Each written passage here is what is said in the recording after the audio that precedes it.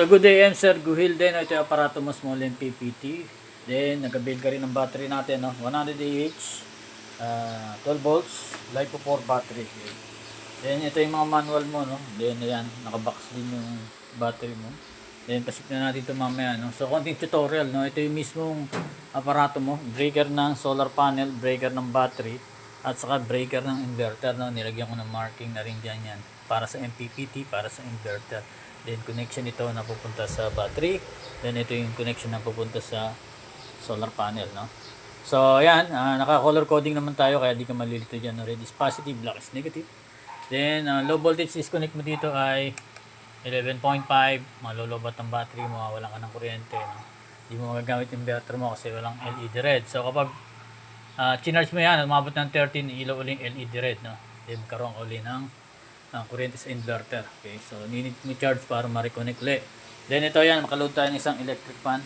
Then testing tayo ng isang barena na assuming ito yung washing mo twin tab, no? Pwede ka nga mag-washing machine dito twin tab dahil 1000 watt surge, 500 watts continuous using, no? Then nag-harvest tayo MPPT, no? May mga blower yan, automatic yan, no? Umiikot kusa. So kaya kung hindi umikot, ibig sabihin kaya niya pa yung init. Kapag umikot yon, kailangan niya na magpalamig sa sarili niya. So may harvest tayo ng 14 watts, then 13 volts ang battery. Ampere is 1.1, no? So depende sa araw yan. Okay, ang harvest mo. So meron tayong dito 200 watts solar panel, nakatagilid lang yan, no? Better nasa bubong. So ito kasi ay pang testing ko lang. Then to pag 200 watts solar panel mo is 185 watts max na kaya niyang i-harvest, lalo na kung trick ang araw, no? Kaya pasok na pasok sa 100 watts per hour daytime. Then tanghali pwede kang mag-washing kapag yung battery mo imabot na ng 13.2. So ito, testing natin itong barena, assuming na itong barena ay washing. Okay? Mag-react yung battery dito sa barena mo. So pasipin na sa ito, maya-maya balutin lang natin, no? Then pagpapatayin mo naman, alis ka ng ilang araw, siyempre walang nakatingin, no? So patayin mo lang, tanggalin mo yung load, yan, patay ka guys sa bahay, no? Medyo maigpit, yan. So may grounding na yung sakit mo rito, no? Kaya kung laptop or computer, pwede saksak mo, hindi mo na kailangan putulin yung grounding dahil tatlo yung universal outlet natin dyan.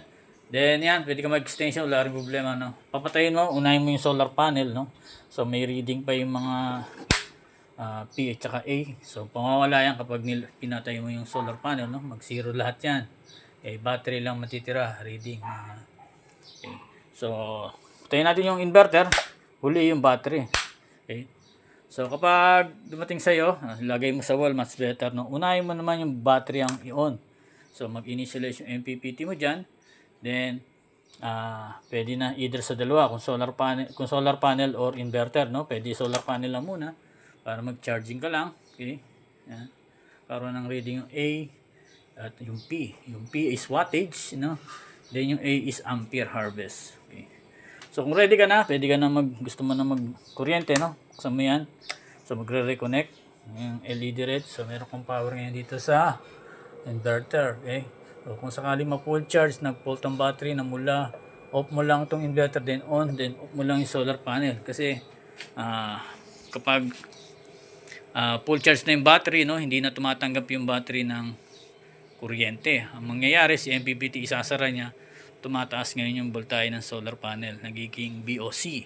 Yung BMP ay nagiging BOC kapag hindi nang nagcha-charge yung battery mo, no?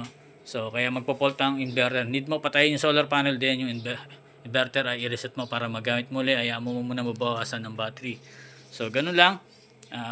Then pwede mo chat o video call sa mga concern, no, sir. Salamat ulit sa pagtitiwala. So God bless.